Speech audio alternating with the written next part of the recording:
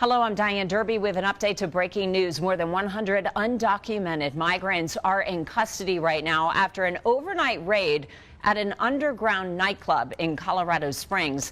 That's according to the Drug Enforcement Administration. It happened this morning on the southeast side of Colorado Springs. This is just northwest of the intersection of South Academy Boulevard and Airport Road. Take a look at this video the DEA posted on X. You can see law enforcement breaking a window at a building as dozens of people start running out of it. The DEA says more than a dozen active duty members of our military were either working in this underground nightclub as security or there as patrons.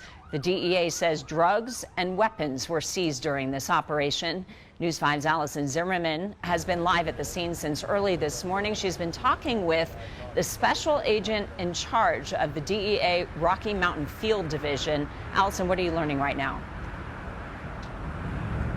And Diane, the special agent in charge from the DEA is saying that Colorado Springs is waking up to a safer city after this massive operation took place overnight. Now, what we know is more than 300 federal law enforcement officers arrived here. Again, we're in southeast Colorado Springs. We're directly across the street from the Satellite Hotel, just to give you an idea of just exactly where we are. And as you mentioned, this was an underground nightclub, a very big drug trafficking investigation, and then resulted in more than 100 illegal immigrants being detained here today.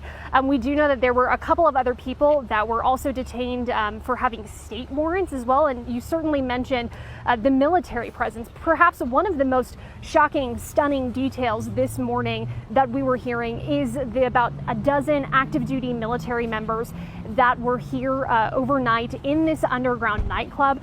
And they were saying how they are now being referred over to the Army Criminal Investigations Division. But we do not know if they are active duty service members stationed at Fort Carson. Certainly, we know that Army CID is investigating.